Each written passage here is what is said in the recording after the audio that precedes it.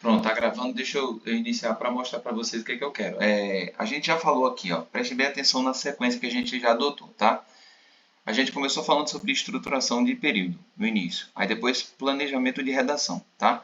Nesse planejamento da redação, vocês faziam a tese e depois os argumentos que iam ser seguidos. Aí depois disso, eu fui começando a mostrar para vocês alguns conceitos de estruturais, mas mais voltados para a questão semântica. Quais? A questão da unidade semântica, ou seja, cada parágrafo tem que ter uma unidade específica e essa unidade ela vai se fragmentando, certo? Aí eu falei sobre progressão textual e falei sobre dois movimentos no texto, movimento de retrospecção e prospecção, ou seja, as relações que o texto estabelece, o que ficou para trás e as relações que o texto prepara pelo que vem pela frente, certo? Vocês entenderam depois a unidade de repertório, ou seja, como o repertório ele segue essa unidade, ele mantém a linha de raciocínio. E na aula passada a gente falou um pouco sobre itinerários argumentativos. Não sei se vocês se recordam disso. O que seriam os itinerários? Você escolhe um núcleo da frase tema para iniciar e coloca os outros dois na sequência. Você pode escolher o primeiro, o segundo, o terceiro para iniciar e organizar os outros dois na sequência. Aquela sequência que mais dá facilidade para vocês é a que vocês devem seguir, certo? Nesse caso aqui especificamente, o que é que eu vou mostrar hoje? Eu vou mostrar hoje um negócio chamado transição de conteúdo. Isso é muito importante, por quê? Depois que você cria o plano, depois que você entende quais são os repertórios que você vai utilizar, quando você analisa qual é o itinerário, né? O que, é que você vai seguir, e você estabelece a sequência textual, você tem que saber o momento certo de fazer a transição entre um núcleo de significado e outro. Agora, entenda um núcleo de significado que eu vou mostrar aqui, pessoal, como núcleo de assunto, tá? Assunto. Eu estou no mesmo assunto, mas eu posso fragmentá-lo de várias maneiras para compor um assunto maior. Então, eu estou fazendo a transição das partes, de uma parte até a outra, para formar uma unidade maior que é o texto. E aí eu vou mostrar isso para vocês na prática com redações de 2022. Em 2022 a gente falava sobre a valorização dos povos tradicionais, né, no Brasil. Acho que o tema era valorização. Deixa eu só ver na descrição aqui. Acho que desafios para a valorização de comunidades e povos tradicionais no Brasil. Vejam bem, ó, a perspectiva de redação. Eu tenho o primeiro núcleo, desafios para a valorização, é uma sequência. Valorização de comunidades e povos tradicionais é outra sequência.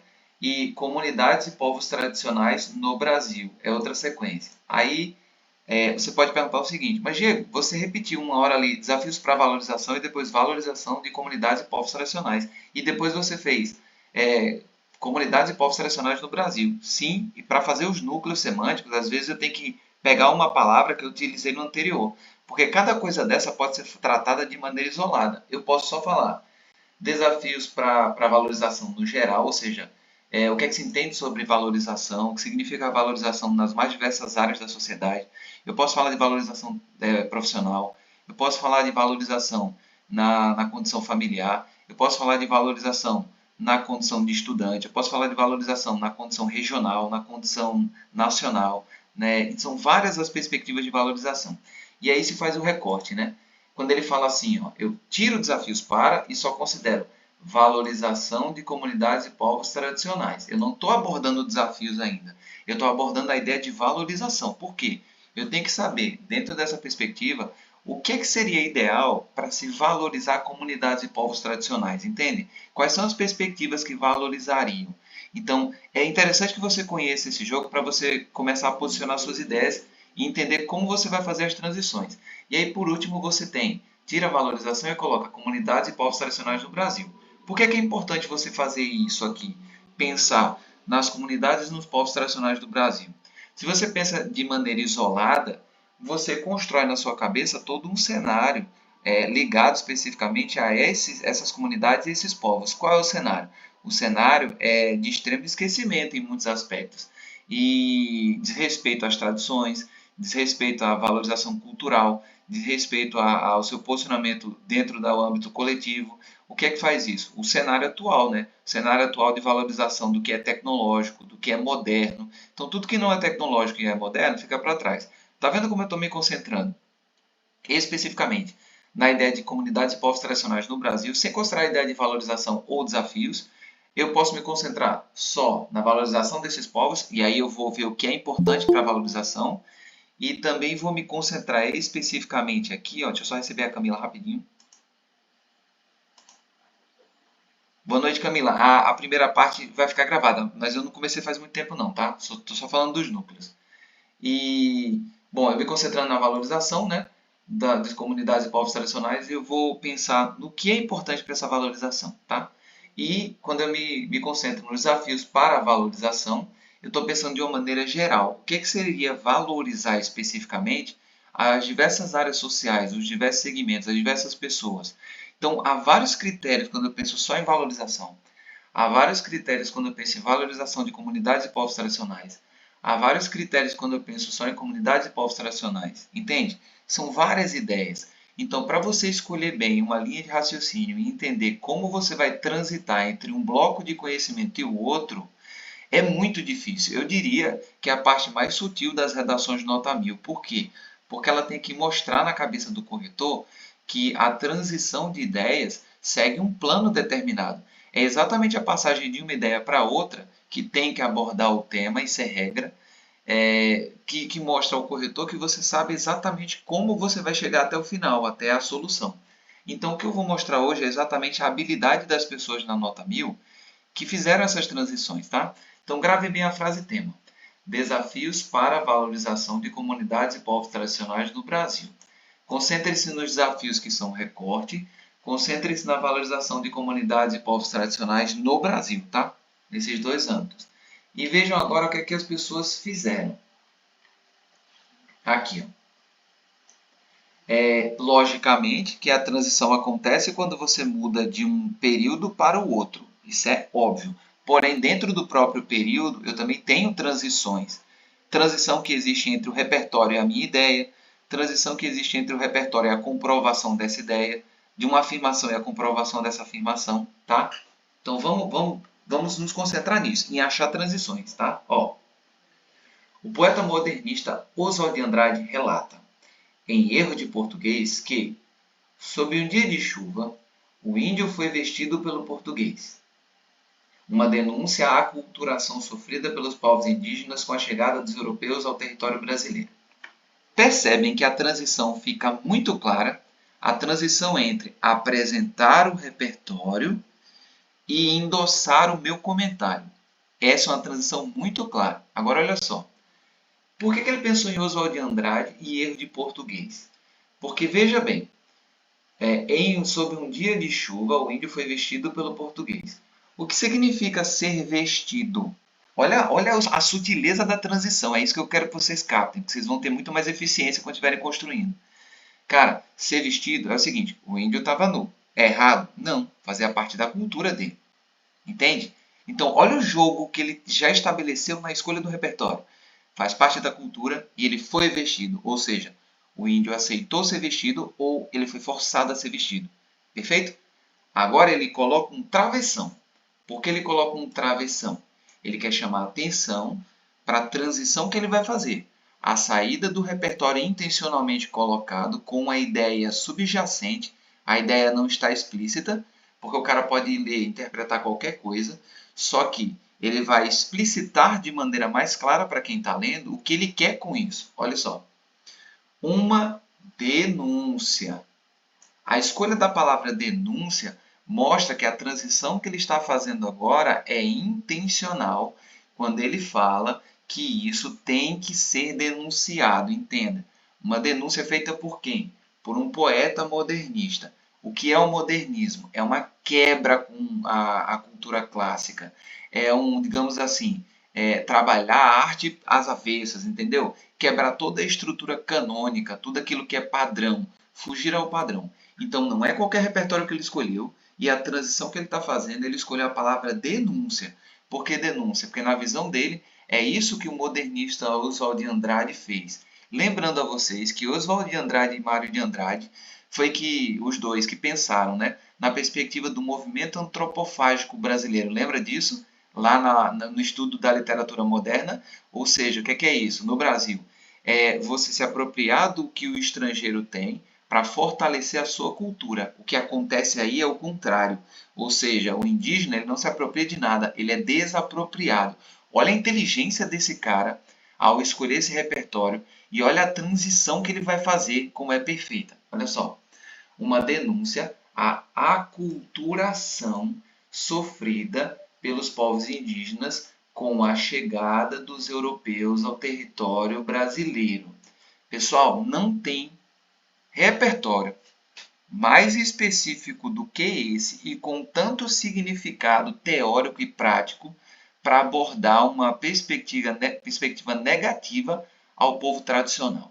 Porque entenda, quando ele fala o índio foi vestido, tá vendo que ele escolhe a voz passiva? Ele foi vestido, ele não vestiu na voz ativa, ele não escolheu vestir, ele foi vestido. É algo obrigado. A estrutura voz ativa diz que quem está como sujeito fazendo a ação tem intenção. A estrutura de voz passiva diz que quem está na posição de sujeito não tem intenção, entendeu? Sofre. Quando eu digo a folha foi rasgada por José, a folha é a referência da minha frase, porém, José é quem está com a ação na mão. A folha está só sofrendo. Então, olha as escolhas desse cara, como foi. Um negócio absurdo de tão perfeito. Tá? Até a escolha da estruturação linguística que ele fez aqui. Ó. Porque ele está falando do poeta modernista. Então, ele fala que sob um dia de chuva o índio foi vestido pelo português. Quem usa a estrutura passiva não é o autor da redação, é Oswald de Andrade, o cara que idealizou o manifesto antropofágico, que tinha como principal pressuposto a lógica de que nós deveríamos nos apoderar da cultura do estrangeiro, mas prevalecer a nossa, que a nossa se fortalecesse. E aí ele está mostrando, não foi vestido, que não é bem isso que acontece.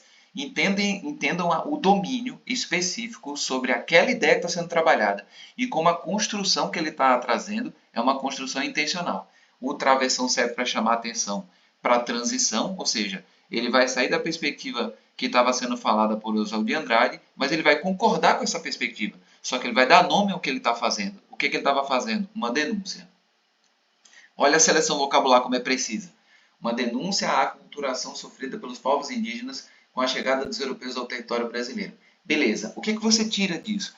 Você tira que o repertório que ele utilizou foi um repertório especificamente ligado à questão. E por ser tão ligado à questão assim, trazia inclusive um juízo de valor, um juízo de valores feito pelo poeta. Esse juízo de valores foi captado pelo escritor dessa redação e ele chamou isso de denúncia. Denúncia é uma aculturação, ou seja, eu estou desapropriando. Então, na ideia lá da frase tema, que eu vou voltar para vocês verem, lembra que eu falei dos 3 núcleos?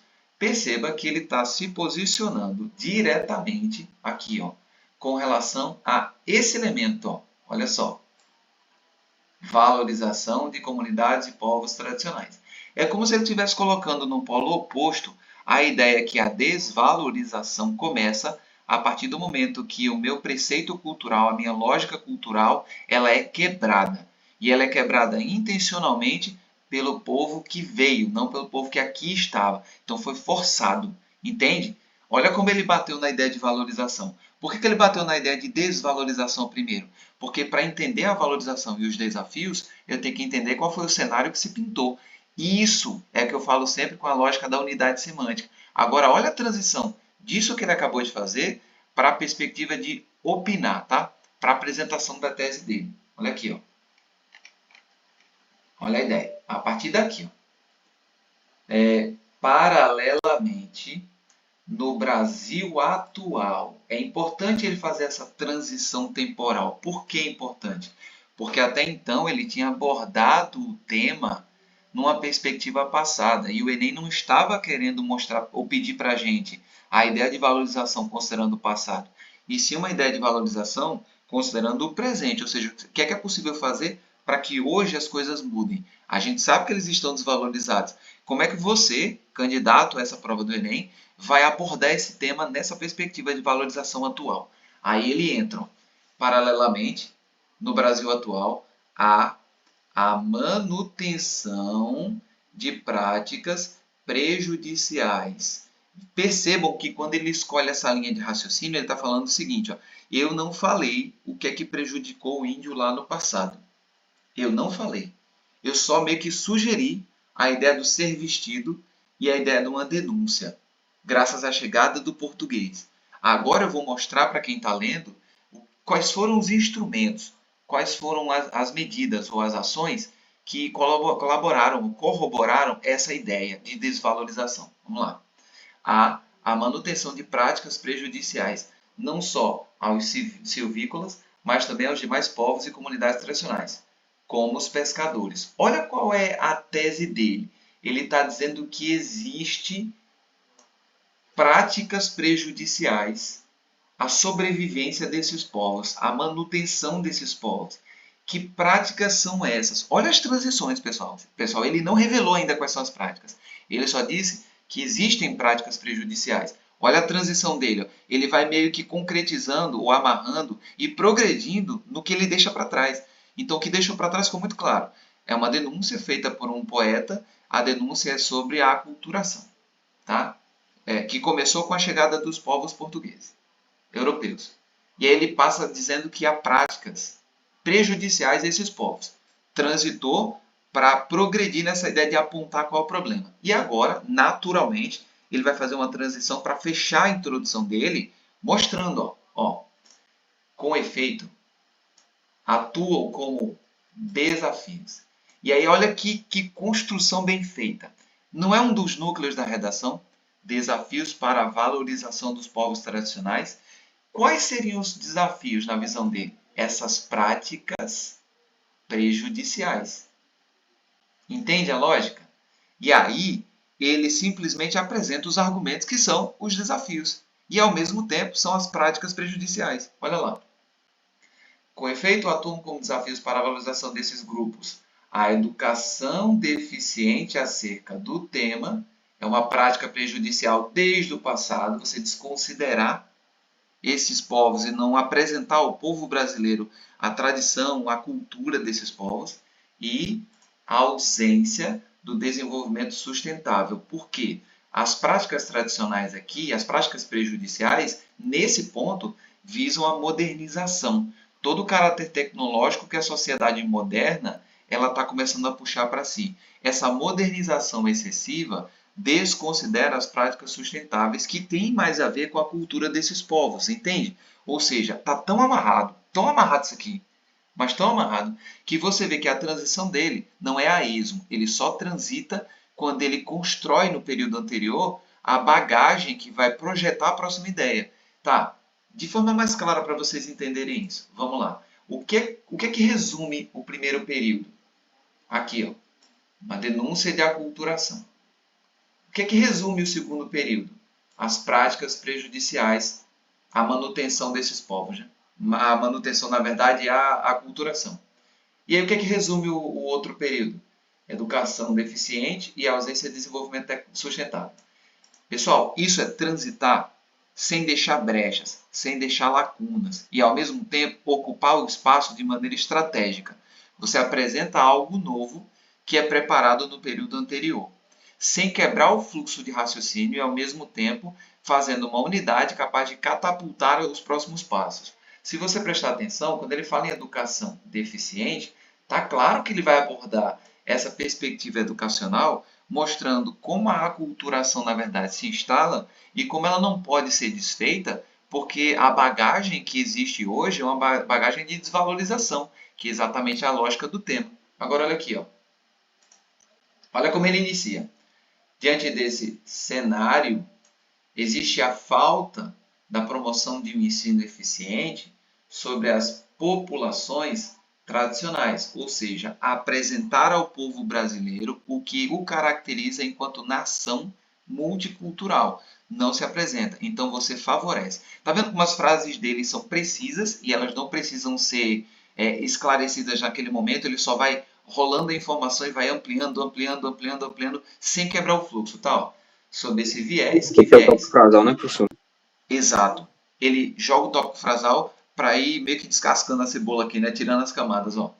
Sob esse viés, tá vendo que ele fez, ó? Diante desse cenário, olha como o conectivo corresponde à intenção. E aí, sob esse viés, que viés? O viés que ele constrói aqui de um ensino eficiente não existe, né? A falta de promoção de ensino eficiente sobre as populações tradicionais. Aí olha as consequências disso. Ó. Sob esse viés, as escolas, ao abordarem tais povos por meio de um ponto de vista histórico eurocêntrico, opa, amarrando o quê?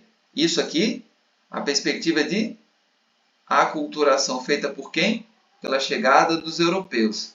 Entendem agora como a redação, nesse nível, ela exige simplesmente um plano muito eficiente? Agora, vocês estão entendendo isso, eu estou vendo que vocês estão conseguindo conectar as partes. Tá? Uma hora ou outra eu atuo para fazer essa conexão. Alguns de vocês perceberam isso hoje. Mas olha como ele lança termos que conotam, né, trazem a conotação daquela ideia. Só que assim, eu falei de europeu lá em cima, né? Agora eu estou falando aqui, ó, ponto de vista histórico eurocêntrico. Ou seja, eu estou dando um slogan específico do que eu apontei lá em cima. Aí vem, ó, enraizam no imaginário estudantil, isso é importante, ó, a imagem de aborígenes cujas vivências são marcadas pela defasagem tecnológica. Ou seja, lembra quando eu estava lá em cima, que eu estava falando de desenvolvimento sustentável, e eu falei que por que não se prioriza mais o desenvolvimento sustentável? Porque hoje a lógica, o parâmetro, o paradigma da modernidade é o avanço tecnológico. E aí aqui embaixo ele configura essa ideia. Por que ele não configurou aqui em cima, Diego? Porque ele estava guardando aqui para baixo. Aqui em cima ele só precisava ter falado sobre desenvolvimento sustentável, que tem mais a ver com essas comunidades. Quando ele fala na questão tecnológica, ele está falando exatamente no fator que prejudica a abordagem mais expressiva acerca desses povos. Olha aqui, ó, marcadas pela defasagem tecnológica. É o termo-chave desse período, tá? E venham.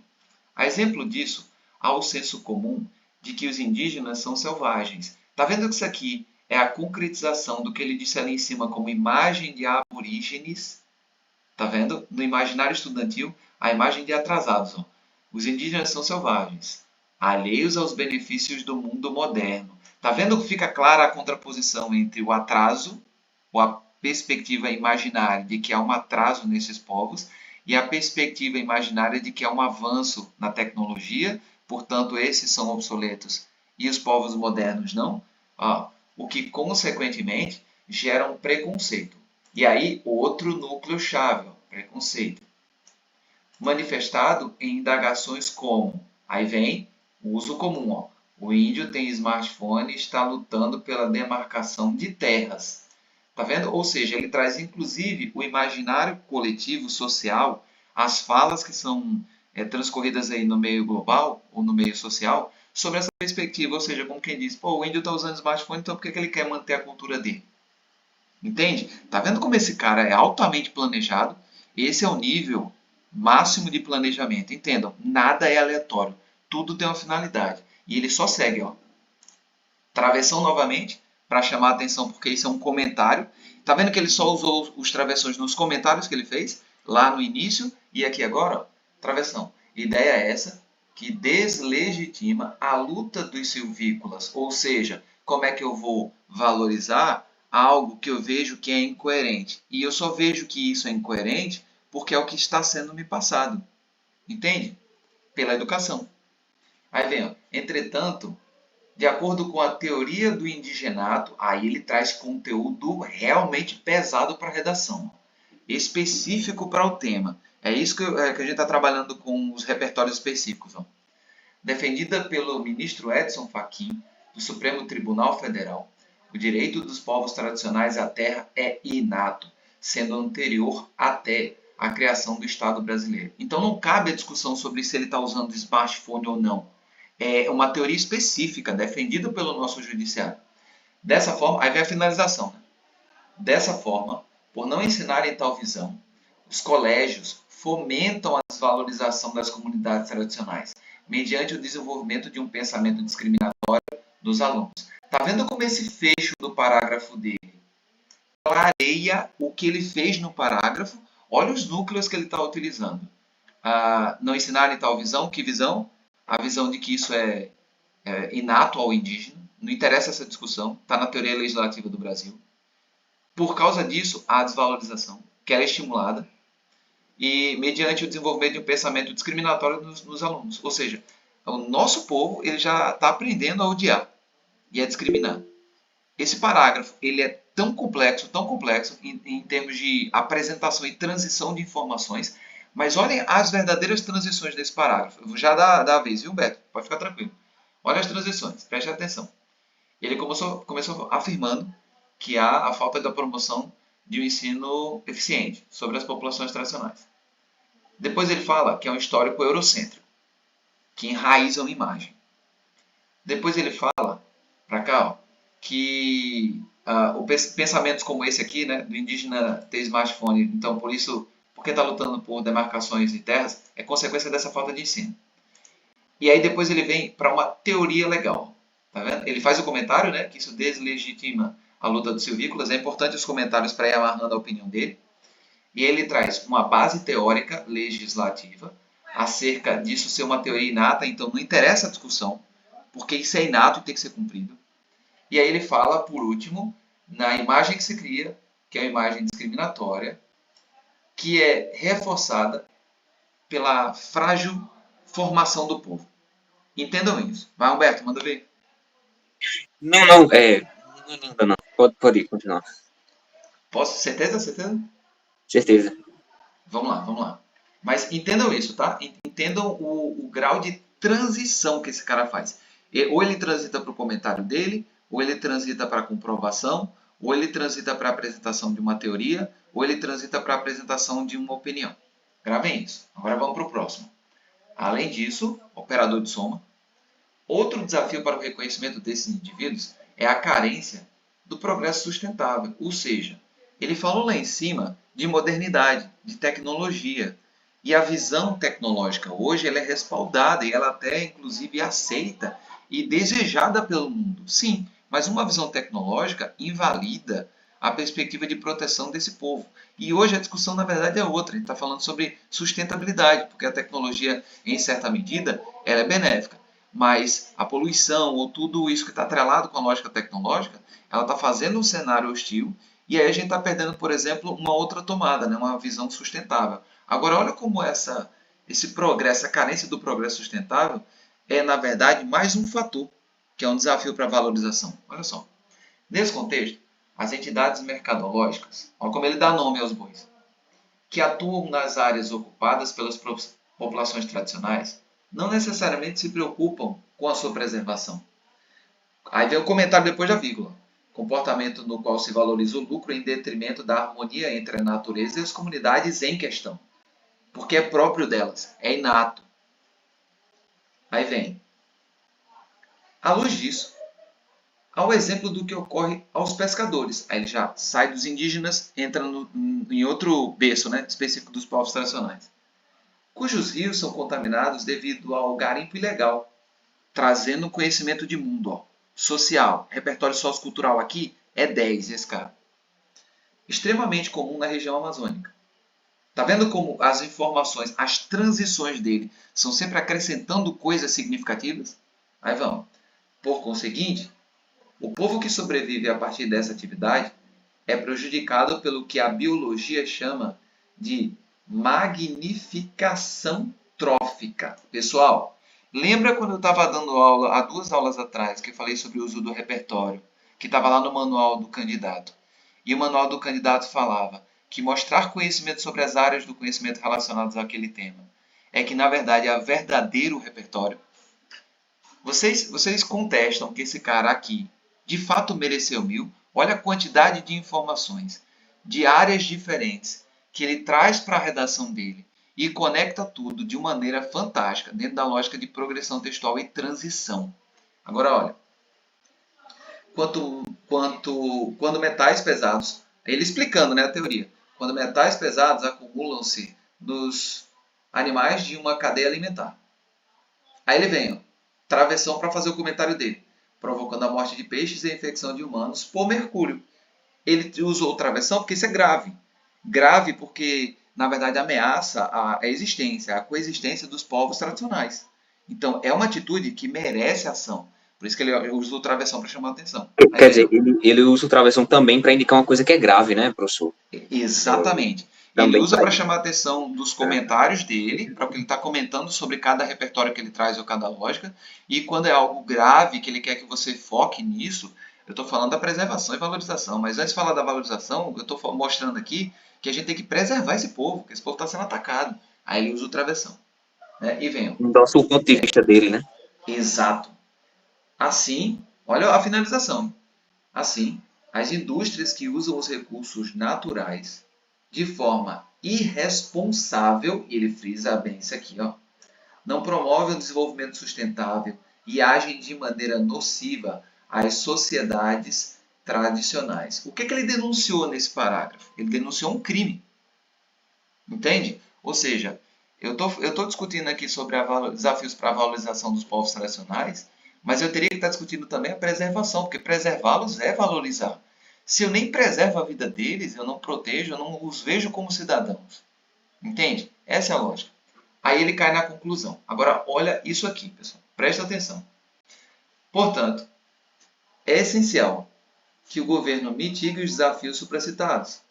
Está claro como ele trabalhou a palavra desafio. Ele atrelou a palavra desafio à manutenção das práticas nocivas, prejudiciais. Que práticas são essas? Essas que ele acabou de mostrar nos argumentos aqui. Tá? Aí ele vem. Para isso, o Ministério da Educação, porque ele falou em educação lá em cima, órgão responsável pelo estabelecimento da grade curricular das escolas, deve educar os alunos a respeito dos empecilhos à preservação dos indígenas, por meio da inserção da matéria Estudos Indigenistas, no ensino básico, a fim de explicar o contexto dos silvícolas e desconstruir o preconceito, que ele mostrou no parágrafo muito bem, por causa da visão eurocêntrica. Olha como todas as partes se conectam. Ademais, o Ministério do Desenvolvimento, pasta instituidora da Política Nacional de Desenvolvimento Sustentável dos Povos e Comunidades Tradicionais, olha só o detalhamento dele acerca desse ministério. É absurdo o grau de conhecimento dele acerca dos instrumentos. Precisa fiscalizar as atividades econômicas danosas, porque ele falou isso no parágrafo, às sociedades vulneráveis, visando a valorização de tais pessoas, mediante canais de denúncias. Percebam que, como o primeiro está todo completo, ele não tinha necessidade de completar com modo meio ou finalidade aqui o segundo. Mas, exatamente, ele citou a pasta.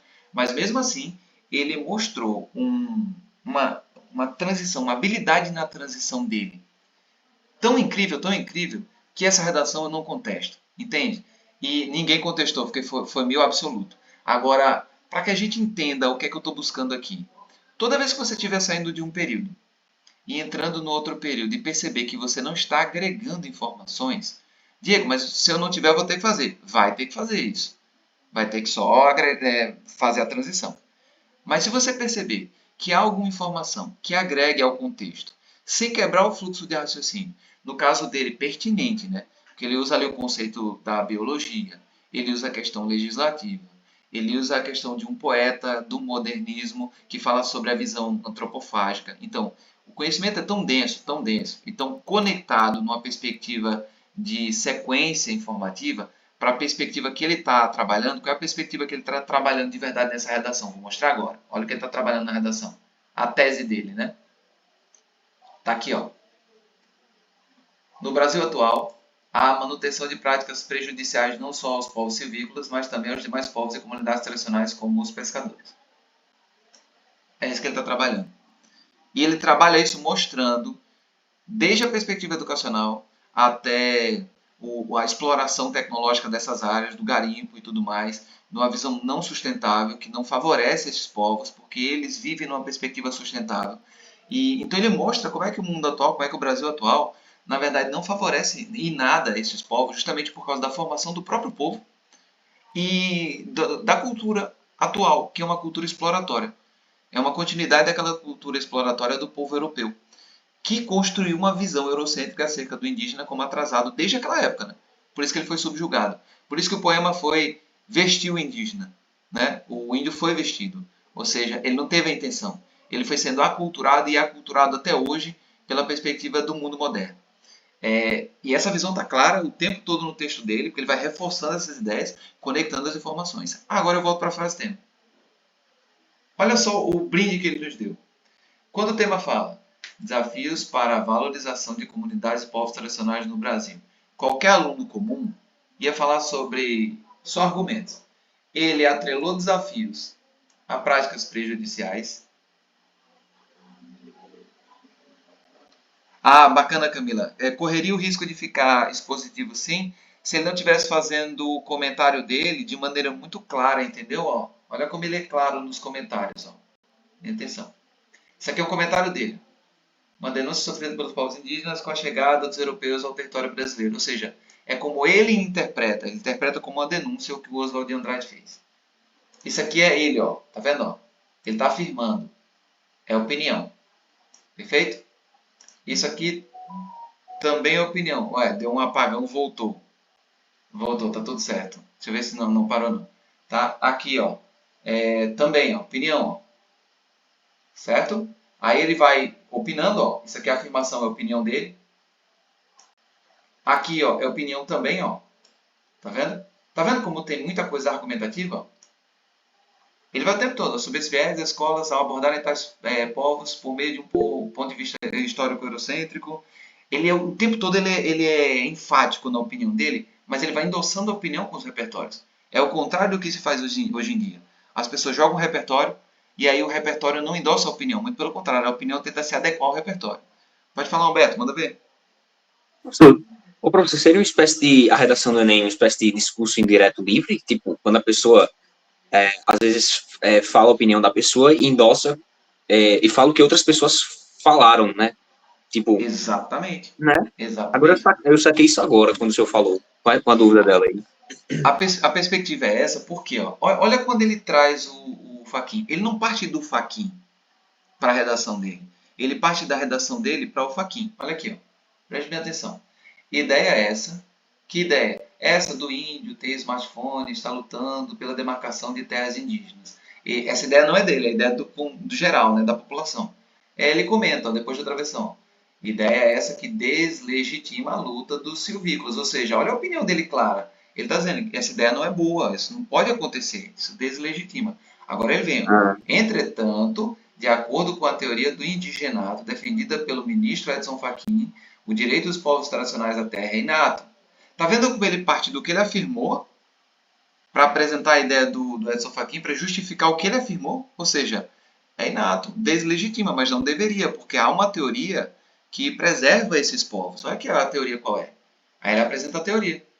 Tá? O direito dos povos tradicionais da terra é inato, sendo anterior até à criação do Estado brasileiro. Ou seja, então não tem o que se discutir. Essa lei é muito antiga. E aí ele vem, para finalizar. Dessa forma, por não ensinarem tal visão, a opinião sobre o que ele vem defendendo no argumento dele. Os colégios fomentam a desvalorização das comunidades tradicionais. É como se ele não esquecesse qual é a opinião dele, qual é a opinião. Que o ensino dado hoje ele não contribui com a valorização, muito pelo contrário, ele contribui com a desvalorização. E essa desvalorização ela é vista nas falas e tudo mais, como ele coloca um exemplo aqui. E ela não deveria acontecer porque na legislação brasileira há um sentimento contrário, e ele prova que isso existe. Ou seja, ele continua na questão de mostrar que há uma desvalorização por causa do contexto educacional e não deveria existir. Então ele foi perfeito na exposição dele, assim como no segundo parágrafo. Minha pergunta é, eu sei que isso é delicado, vocês depois podem assistir essa aula de novo, mas vocês entendam a lógica. Ficou clara essa lógica, mesmo que você assim, Diego, eu ainda não consigo fazer. Mas eu entendi o que você está falando sobre transições. É quando eu transito a partir da ideia de alguém para a minha ideia, para o meu comentário, para a citação que eu faço. Então eu sempre tenho que agregar informações dentro da lógica que eu estou construindo na opinião. Isso fica claro?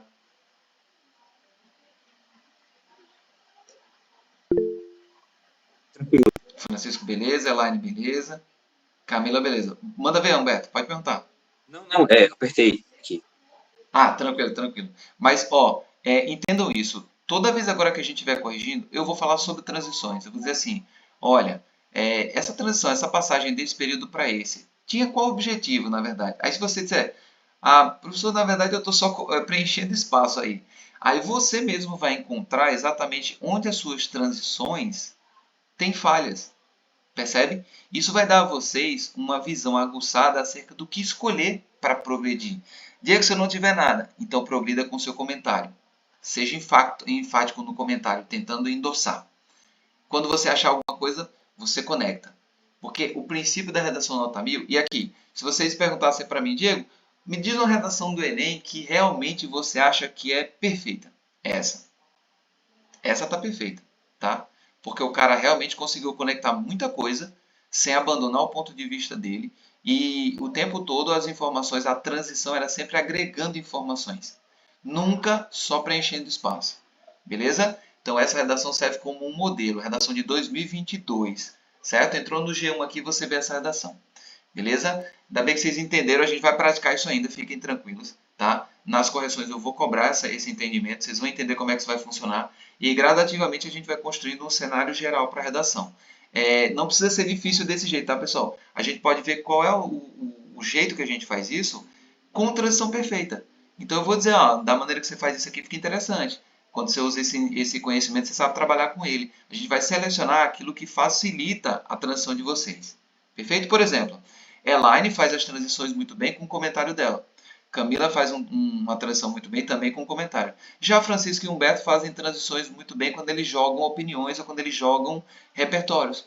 E são estilos diferentes. Eu vou simplesmente fazer uma hibridização para a gente trabalhar com todos os pontos fortes de cada um. Beleza? Pessoal, obrigadão pela paciência de vocês aí, hein, por ter deixado eu transferir essa aula para hoje. E qualquer dúvida, eu estou à disposição de vocês. Tranquilo? E vamos que essa semana aí promete na correção. Diga é nada. Deixa eu parar de gravar aqui.